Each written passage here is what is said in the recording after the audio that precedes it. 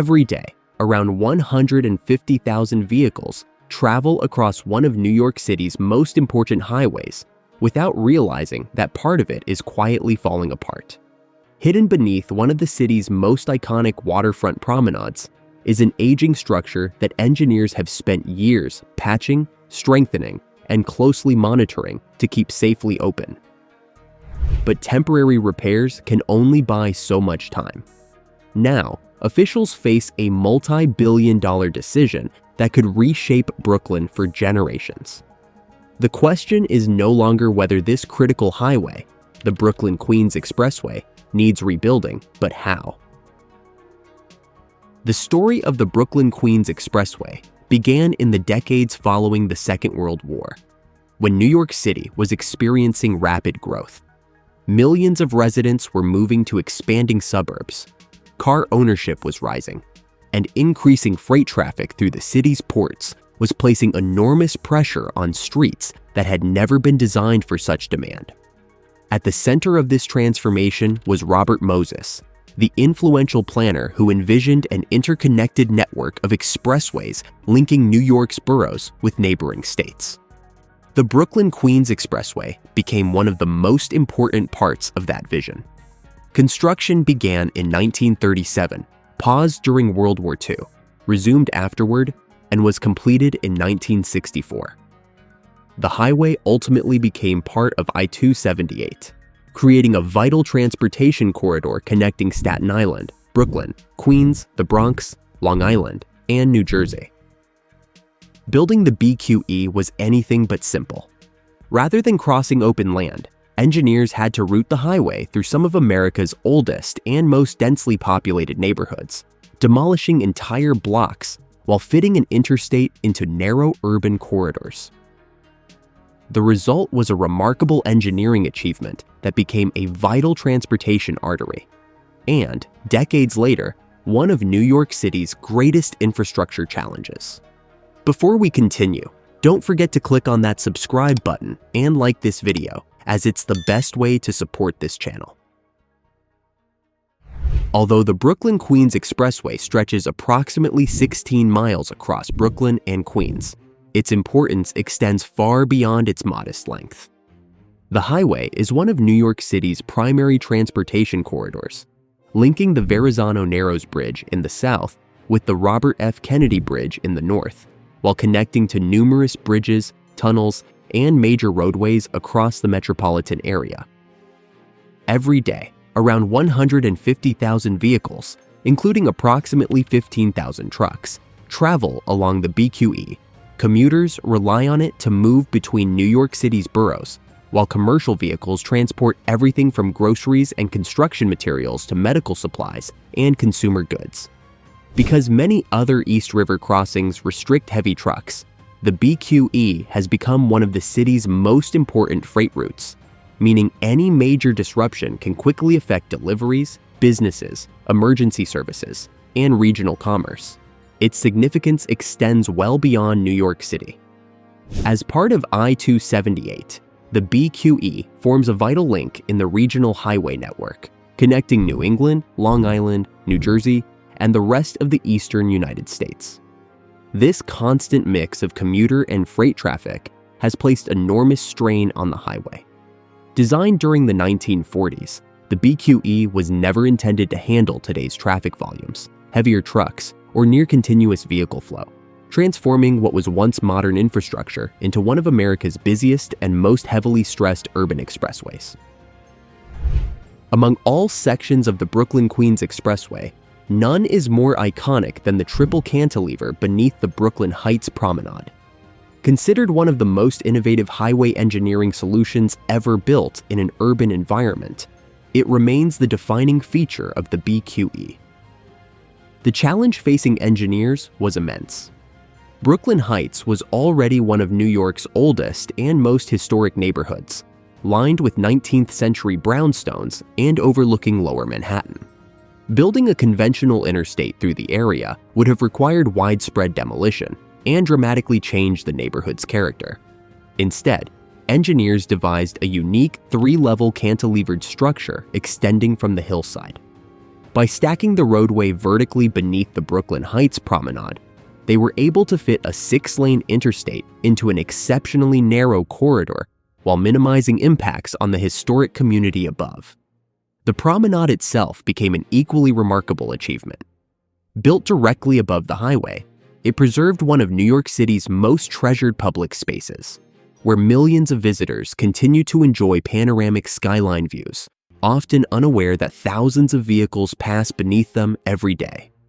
When completed, the triple cantilever was hailed as an engineering masterpiece, balancing transportation needs with historic preservation. Yet the same complexity that made it revolutionary has also made it extraordinarily difficult to maintain, placing it at the center of New York City's infrastructure crisis.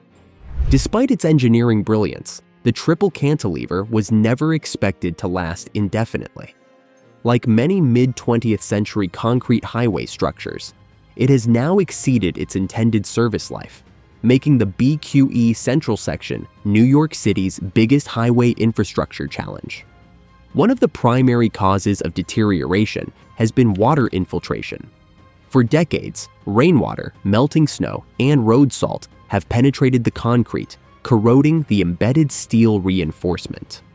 As the steel expands, it cracks the surrounding concrete, allowing even more water to enter and accelerating the cycle of deterioration.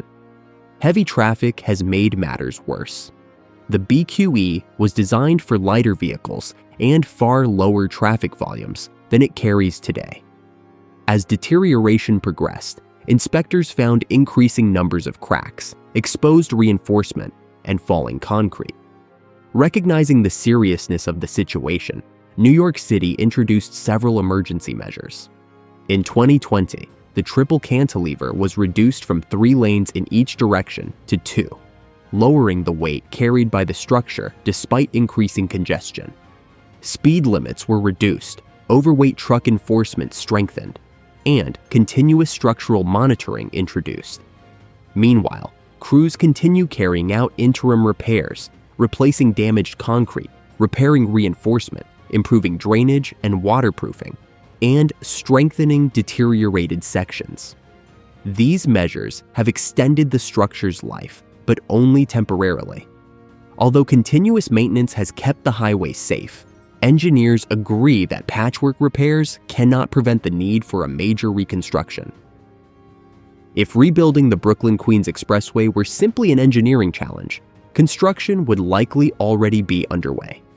Instead, the project has become one of New York City's most contentious infrastructure debates, involving engineers, planners, preservationists, residents, environmental advocates, and politicians.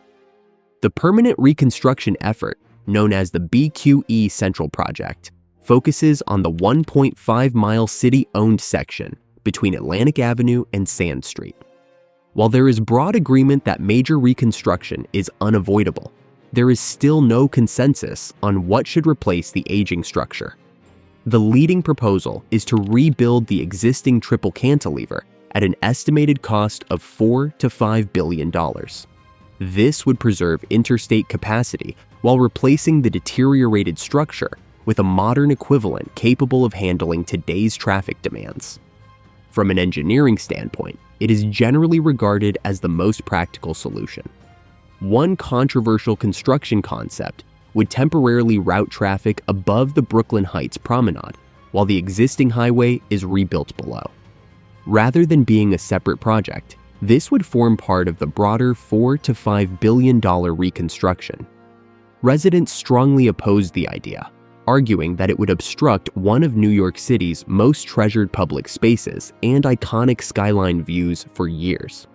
Other planners have proposed replacing the expressway with a tunnel. While this could remove the highway from the surface and reconnect surrounding neighborhoods, tunnel concepts are estimated to cost well over $10 billion and would involve extraordinary engineering complexity beneath one of the world's densest urban environments. A more radical proposal calls for removing the expressway entirely and replacing it with an urban boulevard. Although this could reconnect neighborhoods and unlock new development opportunities, it would require major investment in alternative transportation infrastructure transit improvements, and freight management. Others have suggested constructing deck parks over sections of a rebuilt highway, adding billions of dollars to the overall project while creating valuable new public space. Despite years of studies and public consultation, no final alternative has been selected. Every proposal carries significant engineering, financial, environmental, and political trade-offs, while the aging structure continues to deteriorate. Regardless of which option is ultimately chosen, rebuilding the BQE will rank among New York City's most complex transportation projects. Unlike constructing a highway through open land, engineers must work within one of the world's densest urban environments, surrounded by historic buildings, subway tunnels, water mains, gas pipelines, electrical and telecommunications infrastructure, and sewer systems. Every stage must be carefully coordinated to avoid disrupting essential city services. Maintaining traffic presents another major challenge. The BQE cannot simply be closed, as doing so would divert more than 100,000 daily vehicles, including thousands of freight trucks, onto already congested streets and neighboring highways. Engineers must therefore balance construction with keeping the transportation network operational. The waterfront location adds further complexity, requiring careful management of retaining walls, foundations, drainage, environmental regulations, and impacts on nearby neighborhoods and historic landmarks.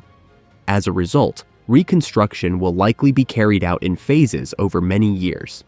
Even after a final alternative is approved, environmental reviews, design, permitting, funding, and procurement will take considerable time before work begins. Once underway, construction itself could take close to a decade to complete. For now, the BQE continues to carry thousands of commuters and freight trucks each day as engineers work to keep the aging structure safe. But temporary repairs cannot last forever. Eventually, New York must commit to a permanent solution that balances preservation, transportation, environmental goals, and cost. One that will shape Brooklyn and this vital transportation corridor for generations to come.